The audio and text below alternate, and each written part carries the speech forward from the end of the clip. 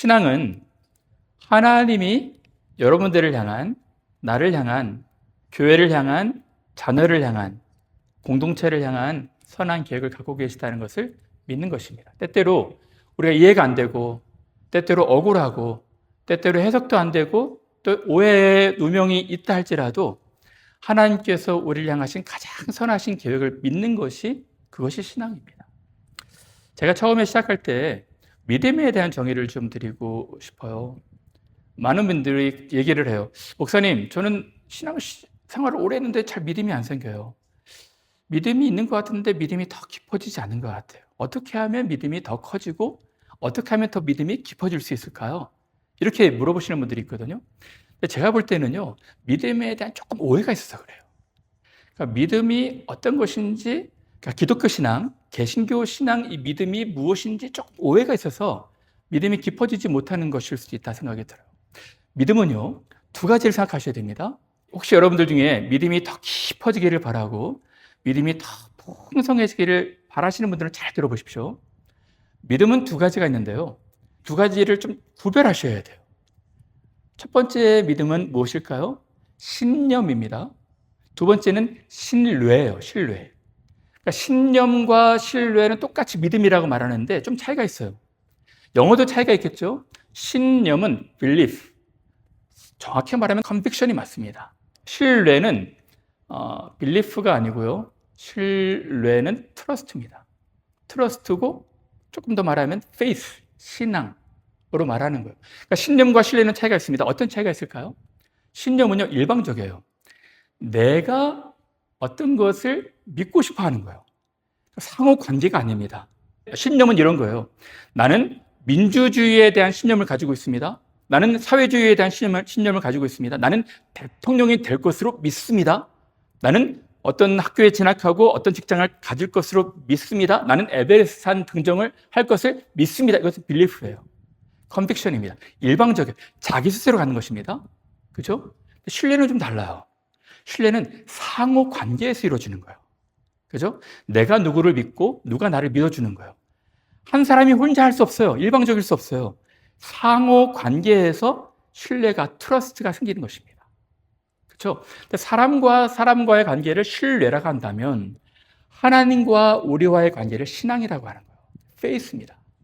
그렇죠? 그러니까 신앙은요, 혼자 할 수 없어요. 항상 대상이 있는 것입니다. 그러니까 내 뜻이 이루어지기를 바랍니다. 이것은 신념이라면 하나님의 뜻이 이루어지기를 바랍니다. 이것은 신뢰예요. 이렇게 비유하면 쉬울까요? 또 공연사가 있습니다. 공연사가 있는데 밧줄을 타는 공연사예요. 너무너무 밧줄을 잘 타는 공연사입니다. 밧줄을 기가 막히게 균형 감각 있게 잘 타요. 잘 타는데 순수레를 그 밧줄 위에 끌고 간다는 거예요. 제가 이 공연을 할 때 이 밧줄을 그냥 타고 걸을 뿐만 아니라 손수레를 끌고 걸어가는 것을 여러분 믿습니까? 그러면은 사람들이 I believe you.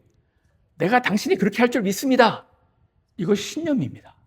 근데 갑자기 이 손수레에 혹시 여러분들 타실 분 자 혼자 있습니까? 그럼 아무도 없는 거예요. 왜? 나는 당신이 이 손수레를 잘 끌고 가는 것을 믿는데 내가 그 손수레에 타기는 싫은 거예요. 이건 트러스트입니다. 그죠?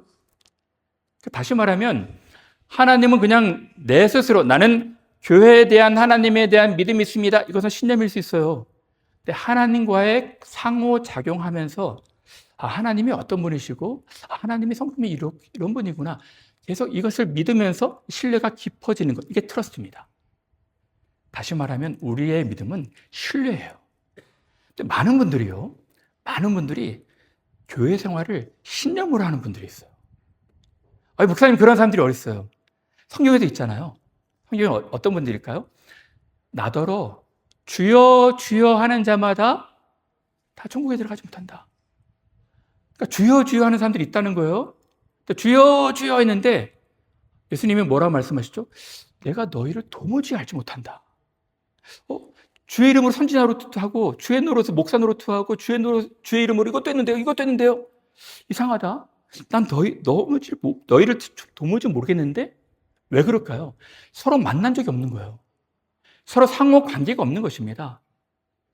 그렇기 때문에 예수님 말씀하시는 거예요. 혹시 기도할 때 내가 너 만난 적 있니? 혹시 예배할 때 나를 만나본 적 있니? 그러니까 예수님을 만나고 말씀과 기도를 통해서 신뢰가 더 깊어지면 이게 믿음이 되는 것입니다. 이게 신뢰가 되는 거예요. 나는 하나님을 트러스트합니다. 나는 페이스를 갖고 있습니다. 이런 것이거든요. 그러니까 여러분들 중에 올바른 믿음으로 하나님 앞에 예배하고자 한다면 신념이 아니라 신뢰를 가지고 있어야 됩니다. 그러면 여러분들이 하나님은 이런 분이시다. 하나님은 나의 삶에 이런 분이시다. 이런 분이시다. 이 경험이 더 늘어가야 돼요. 여러분, 신념을 갖고요, 교회 생활하면 되게 힘들어집니다. 때때로는 위험해집니다. 또 무서운 사람이 되는 거예요. 그 중에 누가 있죠? 대표적으로 성경 인물 중에 바울이 있어요. 바울은 종교적 신념이 강했어요. 자기가 믿고 있는 것, 여러분, 교회 생활에도 신념을 가지고 생활하는 사람들이 있습니다. 이 사람들 되게 위험해요. 신념을 가지고 폭력적이잖아요. 신념을 가지고 살인까지 합니다. 자기 종교적 신념, 확신, 컨빅션을 가지고 다른 사람들 못 살게 굴어요. 그게 종교적 신념이라는 거예요. 그렇죠. 오늘날 종교들 보십시오. 자기 종교적 신념으로 폭력적이고 폭행하고 다른 사람들 자기와 다르다고 해서 살해까지 하는 끔찍한 일들이 있지 않습니까? 이건 신념입니다. 신앙은 그럴 수 없는 거예요. 신앙은 그럴 수 없습니다. 여러분, 신념으로 교회 생활하는 분들은요, 너무 힘이 든 거예요. 그래서 저는요, 조금 용어를 수정해야 되겠다 생각이 드는데요. 목사님, 저는요, 모태신앙입니다. 아니에요. 모태신념일 수 있어요. 근데 모태 어머니 때부터 기독교 교회에 대한 신념을 가지고 교회 생활할 수 있거든요. 중요한 것은 하나님 만나야 돼요. 아까 말씀 나누셨던 것처럼 하나님이 어떤 분이시고 하나님이 내게 이러한 교제를 하면서 깨닫게 되는 이런 신앙, 이 신앙이 더 깊어져야지 하나님을 더 할 수 있는 거예요. 오늘 제가 대표적으로 그 신뢰하는 사람, 신념이 아닌 신앙을 가진 사람을 소개할까요? 성경에 너무 많은 분들이 있는데요. 그 중에 하나가 요셉입니다. 요셉은 신념을 가지고 교회 생활하는 사람이 아니고요, 신앙을 갖고 하나님과 함께 했던 사람이에요. 여러분, 요셉 보십시오.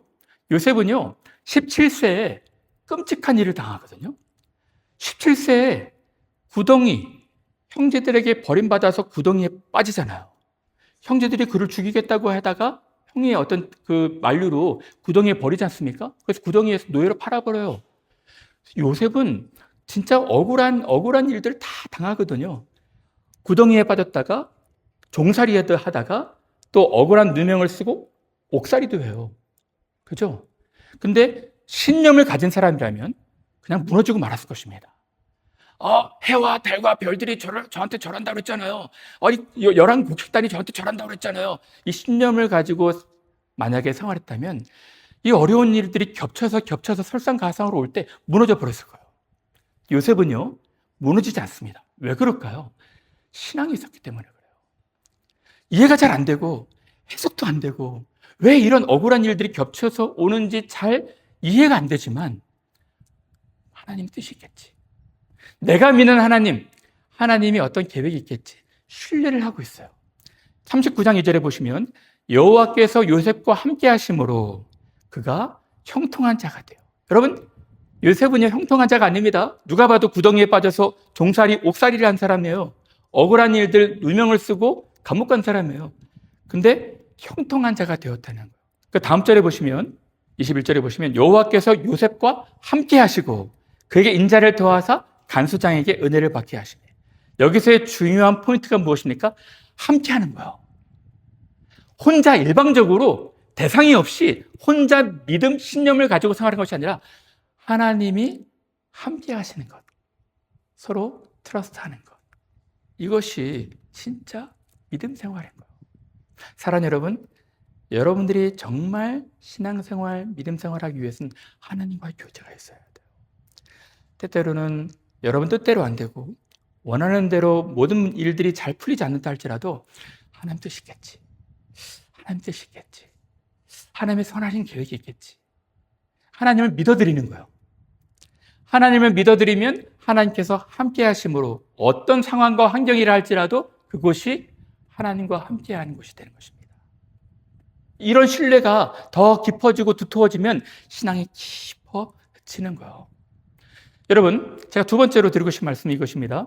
첫 번째는 신앙은 다 이해가 안 되더라도 하나님이 나를 향한 선한 계획을 갖고 있다는 것을 믿는 것이라 말을 했어요.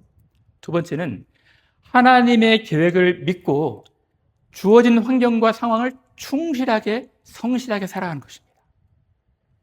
지금은 다 우리 뜻대로 안 되고 우리 마음대로 원하는 대로 안 됐다 할지라도 하나님 뜻이 있겠지. 하나님 뜻이 있겠지 하고 믿어드리는 거예요. 여러분, 저는 요셉 볼 때마다 너무 신기한데요.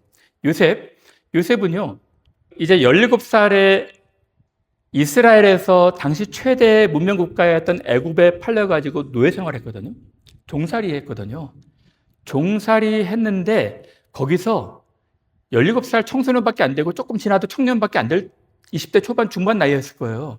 근데 바로 왕의 시위대장, 경호대장 보디발, 당시 권력 서열 한 톱 10이었을 거예요. 어마어마한 부호였을 것입니다. 이 왕의 경호대장이었잖아요. 제가 볼 때는 하인도 한 100명 이상 거느렸을 거예요. 근데 100명 이상의 많은 하인들이 있었을 텐데 거기서 인정을 받아요. 어떤 인정을 받느냐? 하인 중에 우두머리가 돼요. 그 다음 구절을 볼까요? 39장 4절에 보시면 요셉이 그의 주인에게 은혜를 입어, 보디발에게 은혜를 입습니다. 은혜를 입어 섬김에 그가 요셉을 가정 총무로 삼고 자기의 소유를 다 그의 손에 위탁하니. 희한하지 않아요? 여러분, 많은 재산이 있었을 텐데 그 재산을 다 맡긴 것입니다. 재산 관리를 하라고 다 맡긴 거예요. 여러분, 요셉은 외국인이었습니다. 저 변방 이스라엘에서 온 사람이었어요. 청소년이었습니다. 그리고 노예였어요. 그리고 지혜도 많이 없었을 텐데 모든 것을 다 맡기는 거예요. 사람 관리도 맡기고 재산 관리도 맡기고 100명에 넘는 하인들의 우두머리를 세운 거예요. 그 다음 구절을 볼까요? 6절에 보시면 주인이 그의 소유를 다 요셉의 손에 위탁하고 자기가 먹는 음식 외에는 터치하지 않는 거예요. 얼마나 신뢰가 가면 신임을 하면 이렇게 하겠어요? 이 꼬맹이한테. 그러니까 꼬맹이가 어떻게 마음에 들었는지 모르겠지만 저는 되게 희한하더라고요, 이게. 뿐만 아닙니다. 나중에 억울한 누명을 써서 감옥에 갈 때도 간수장도 마찬가지였어요.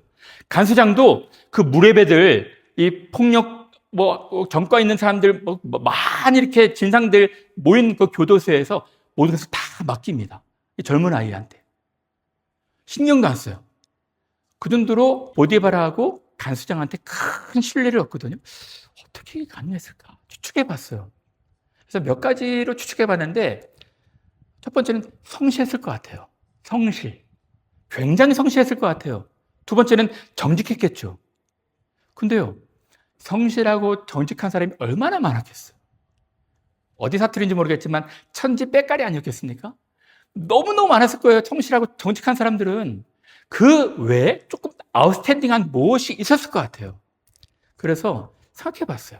무엇이었을까? 무엇이 이 주인과 간수장의 마음을 매료시킬 정도로 매력이 있었을까? 이 젊은 아이가, 외국인이, 노예가 초고속 승진할 정도로 모든 것을 다 맡기고 위탁할 정도로 무슨 매력이 있었을까? 한 두 가지로 더 생각해 봤는데요. 이것이 아닐까 싶어요. 초긍정적인 태도? 여러분, 아마 이 간수장하고 보디발이 이 아이가 눈에 좀 들어와가지고 한번 물렀겠죠. 어떤 사연인지 좀 들어봤겠죠. 근데 누가 봐도 부정적이고 네거티브하고 원망하고 불평하고 낙심하면서 막 그렇게 볼멘소리 할 것 같은데 모든 상황들을 다 긍정적으로 받아들인 거예요. 초긍정적으로 받아들이고 밝게 웃고 또 모든 것들 상황들을 다 극복하려고 하고 궁금하지 않았겠어요? 어떻게 하면 이런 상황 가운데서 저렇게 밝게 저렇게 긍정적으로 낙관적으로 모든 일들을 저렇게 처리할 수가 있지? 굉장히 신임이 갔던 것 같아요. 근데 그게 다겠습니까? 제가 볼 때 또 다른 태도가 있었을 것 같아요. 이게 뭐냐면 지혜였어요, 지혜. 여러분, 일머리 있는 사람들 있죠? 어느 하나 맡기면 불안불안한 사람도 있는데 어느 하나 맡기면 너무 일 처리를 잘하는 사람들이 있어요. 재산 관리도 잘하고요. 사람 관리도 잘하는 사람들이 있어요. 여러분, 경호대장, 시위대장의 집에 얼마나 많은 하인이 있었겠어요. 똑똑한 사람, 유능한 사람 많지 않았겠습니까? 40대, 50대, 70대, 80대도 있었을 거예요. 근데 그 윗 어른들한테 너무 공손하게 잘하고, 또 동년배들한테도 잘하고, 신임도 없고, 자기가 이 가정 총무로 모든 것들을 운영하지만, 이 조직도 운영해보지만, 사람 함부로 대하지 않고, 되게 지혜 있게 사람들 관리도 잘하고, 그러니까 하나 맡겨도 굉장히 신임이 가는 거예요. 그러지 않았겠어요? 요셉에게는 탁월한 무엇이 있었던 것 같아요. 그래서 보디발도 간수장도 그를 신뢰하고 있습니다. 그런데 이것은 어디까지나 우리 추측이에요. 추측이고 성경이 그를 어떻게 평가하는지 보셔야 됩니다. 성경은 요셉이 어떻게 이렇게 인정과 신뢰를 받았을까 얘기하고 있을까요? 성경이 이렇게 말하고 있습니다. 39장 3절에 그의 주인이 보디발입니다. 여호와께서 그와 함께 하심을 보며. 첫 번째는 하나님께서 요셉과 함께 하심을 보는 거예요. 잘 모르겠어요. 여기까지만 나와가지고. 또 두 번째로는 여호와께서 그의 범사에 형통하게 하심을 보았더라. 첫 번째는 하나님이 요셉과 함께 하심을 본 거예요. 두 번째는 하나님이 함께 하시기에 매사에 형통케 됨을 보았던 것입니다. 그죠? 정확하게 모르겠어요. 함께 하심과 형통케 하심을. 두 번째도 마찬가지입니다. 그 다음 구절에 보시면 간수장도 마찬가지였어요. 간수장은 옥 관리를 다 맡겨버리죠. 그의 손에 맡긴 것을 무엇이든지 점검도 안 해요. 살펴보지도 않아요. 얼마나 신임이 갔기에. 이는 여호와께서 요셉과 함께 하심을 보았죠. 또 여호와께서 그를 범사에 형통케 하심도 본 거예요. 사랑하는 여러분, 자세히 소개되진 않았지만 요셉은 13년 동안 보디발과 간수장에게 큰 신임을 받습니다.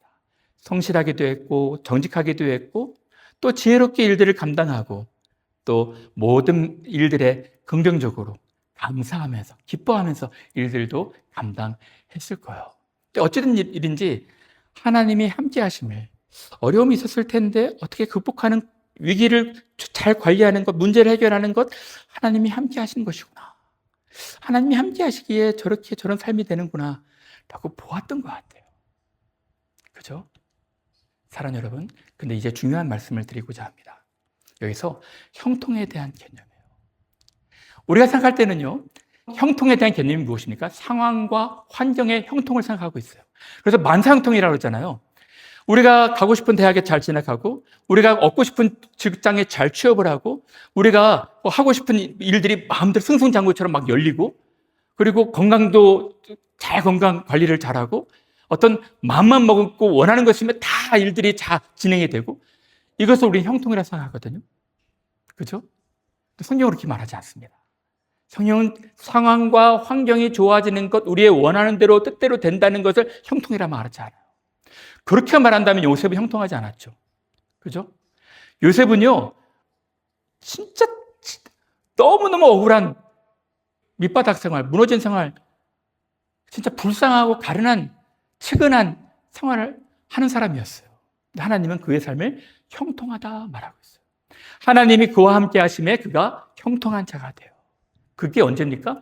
노예 생활을 할 때였어요. 하나님이 함께하니 그가 형통한 자가 돼요. 그게 언제입니까? 옥살이 할 때였어요. 전혀 형통한 것 같지 않은데 하나님이 함께 하심으로 형통한 자가 되었다는 거예요. 여기서 중요한 것이 무엇입니까? 하나님이 함께 하시는 거예요. 상황과 환경의 형통이 아니라 관계의 형통입니다. 그러면 여러분, 진짜 형통이 무엇입니까? 여러분들의 일이 잘 진행이 안 되고 막히고 우회가 되고 굴절이 되고 우리 뜻대로 잘 안 돼도 하나님이 함께 하시는 그 현장이 형통한 삶인 거예요. 왜 그럴까요? 하나님이 가장 베스트로, 가장 완벽하게 그의 삶을 인도하시기 때문에 그래요. 우리는 요셉의 결과를 다 알고 있죠? 어떻게 되었는지. 그래서 우리는 이 형통의 개념도 잘 알고 있어요. 근데 당시 13년 동안 얼마나 힘이 들었을까요? 요셉은 가정 총무로 보디발 집에서 최선을 다하고 충성을 다한 것밖에 없어요. 근데 억울한 누명을 썼잖아요. 이 보디발이 모든 거 다 맡기고 하나만 허락하지 않은 것이 있어요. 그게 무엇입니까? 아내였어요. 근데 이 아내가, 이 아줌마가 이 요셉이 용모가 빼어나니까 유혹하잖아요. 유혹하는데 요셉이 거기에서 유혹에 넘어갔다면 이 하나님의 일들은 진행이 안 됐을 거예요. 요셉은 하나님 앞에서 내가 그럴 수 없다. 하나님 앞에서 내가 이 죄를 범할 수가 없다. 누명을 쓸지라도 억울한 상을 당해서 감옥에 갈지라도 요셉은 자기를 지켰던 것입니다. 왜? 하나님이 함께 하심을 믿었기 때문에. 그게 신뢰예요. 근데 결과가 어땠습니까? 하나님이 요셉을 위해서 하신 일이 무엇입니까? 요셉은 하나님을 위해서 충성을 다했어요. 성실했어요. 정직했어요. 지혜롭게 모든 일들을 긍정적으로 잘 감당을 했어요. 그럼 하나님이 요셉을 위해서 하신 일이 무엇입니까? 잘 나타나 있지 않죠? 근데 하나님이 요셉을 위해서 하신 일이 있어요. 무엇입니까?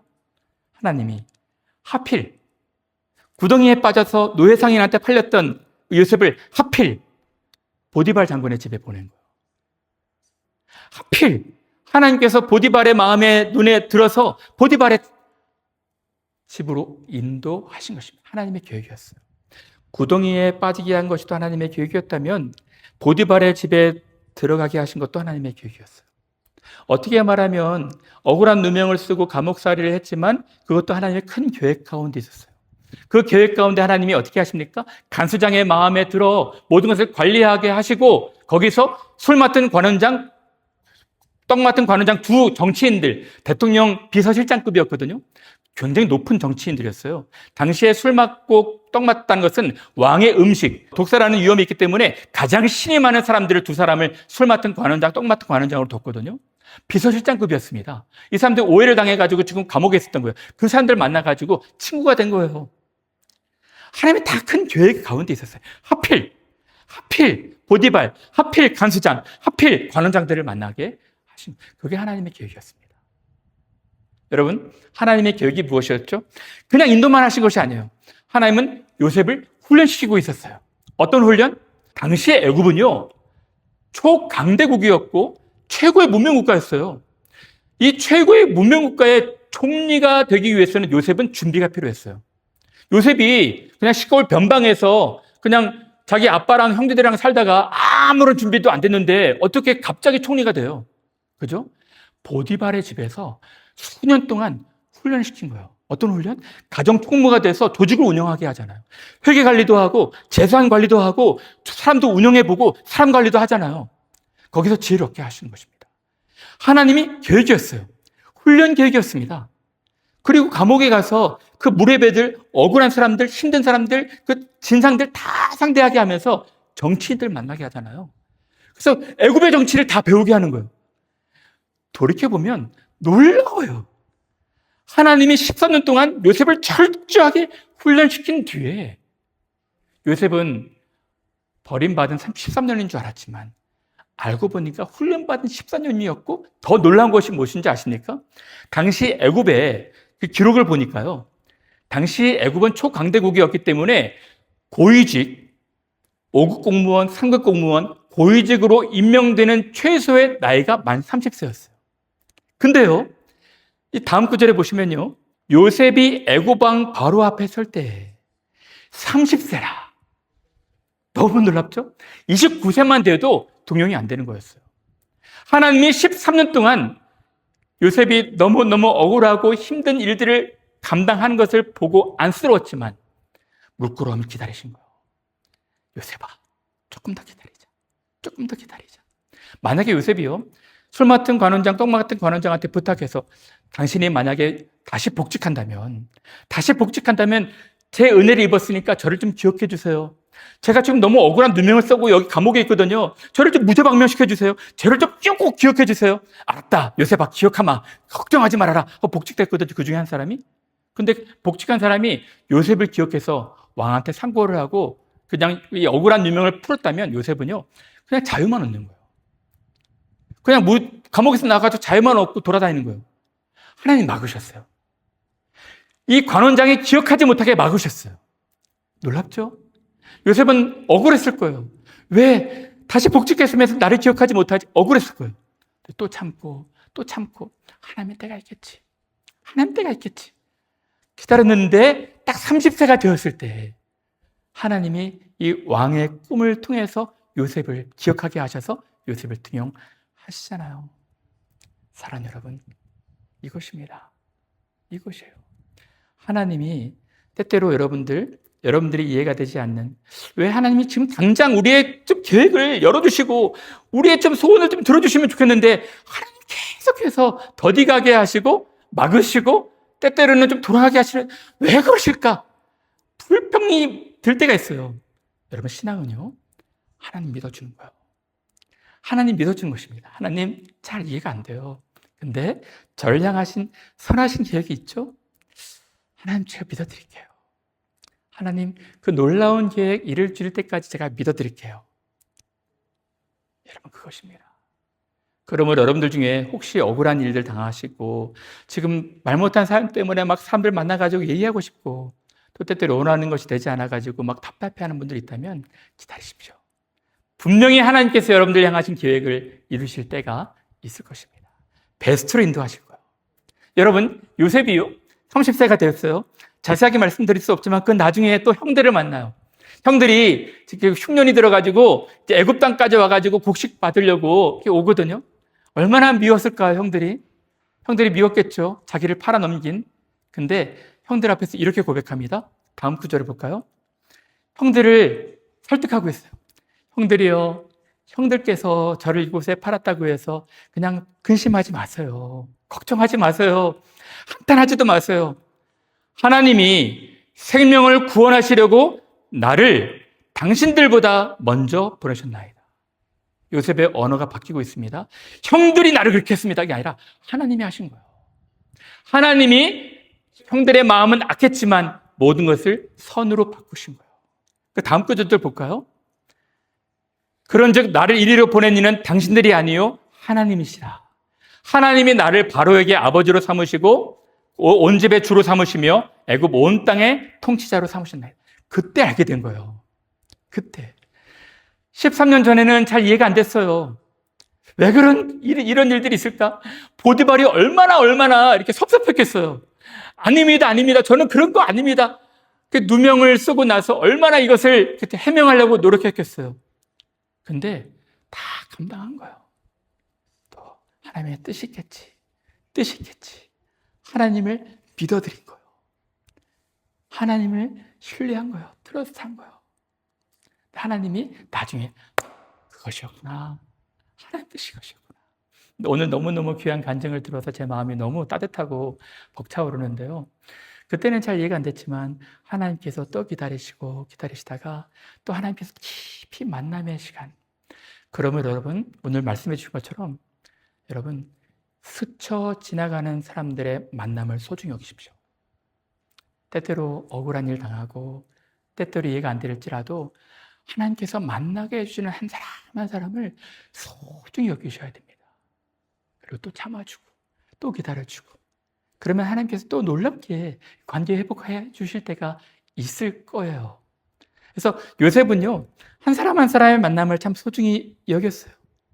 소중히 여기고 그 시간에 성실했잖아요. 마지막에 이렇게 오늘 본문처럼 고백을 합니다. 이렇게 50장에 이렇게 말합니다.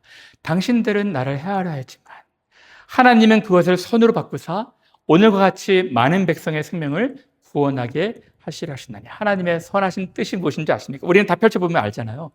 아브라함이 이스라엘 그 조그만 나라 아브라함, 이삭, 야곱 여기에서 있으면 민족이 번성하지 않을 것을 알았어요. 그래서 요셉을 먼저 보내가지고 이제 많은 생명들 살게 한 뒤에 이 야곱의 족속, 야곱의 형제들을 다 이제 애굽으로 이주하게 해요. 이주해서 200만 명의 사람들을 만들거든요. 다 만든 다음에 500년 뒤에 다시 이스라엘로 보내는 것이 하나님의 계획이었어요. 이게 하나님의 계획이었습니다. 그러므로 하나님은 민족에 대한, 공동체에 대한 계획도 갖고 계시지만 여러분들 한 사람 한 사람에 대한 계획도 갖고 계시는 거예요. 신앙은 그것을 믿는 것입니다. 나를 향한, 청소년들을 향한, 청년들을 향한, 우리 공동체를 향한, 우리 자녀를 향한 하나님의 선하신 계획을 믿어드리고 그 때가 이루어질 때까지 걸음걸음 뚜벅뚜벅 천천히 가는 거예요. 그러면 나중에 알게 될 것입니다. 이제 말씀을 마칩니다. 사랑하는 여러분, 믿음이 무엇입니까? 믿음은 신념으로 일방적으로 혼자 생활하는 것이 아니라 상호적으로 대상이 하나님인 거예요. 하나님이 나에게 이런 분이십니다. 나를 기다려주신 분이십니다. 나를 만나주신 분이십니다. 내 눈물을 아시는 분이십니다. 나에게 계획을 갖고 계신 분이십니다. 라고 고백을 하는 것입니다. 트러스트 해주는 거예요. 그리고 이 계획을 믿고 준비하는 거예요. 주어진 시간, 여러분, 저는 솔직히 말해서 좀 부정적인 어떤 사고를 갖는 것은 신앙인으로서 올바른 사고가 아니라 생각이 들어요. 여러분, 제가 말씀드렸죠. MBTI는요, 16가지 기질, 그 다음에 기질도 많을 텐데, 기질은 잘 바꿀 수 없어요. 외향적이고, 내향적이고, 소극적이고, 적극적이고, 그 기질은 잘 못 바꾸거든요. 근데요, 부정적인 사고를 늘 하는 사람들은요, 긍정적으로 좀 바꿔야 됩니다. 이것은 능력이에요. 실력입니다. 상황을 낙관적으로 하나님께서 함께 하심으로 이 상황을 좋게 바라보는, 이 상황을 잘 극복할 수 있다고 믿음으로 바라보는 것은 실력이에요. 능력입니다. 그렇게 여러분들이 초긍정적으로, 지금은 힘들고 어려울지라도 하나님이 함께 하시면 극복할 수 있습니다.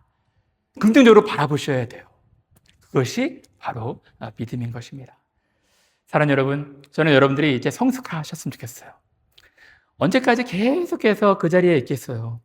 하나님을 신뢰해드리고 또 신뢰해드리고 또 경험한, 하나님 이런 분이셨구나, 이런 분이셨구나 하고 계속 믿음이 깊어지는 거예요. 지나간 후에 내가 믿음이 참 작았는데 더 커지고 있구나 라고 알게 될 것입니다. 사랑하는 여러분, 우리 캠브리지 하는 교회 귀한 여러분들이 정말 신앙이 깊어지는, 또 신앙이 깊은 세계로 더 들어가는, 하나님을 더 신뢰해드리는 복된 여러분들 되시기를 간절히 바랍니다.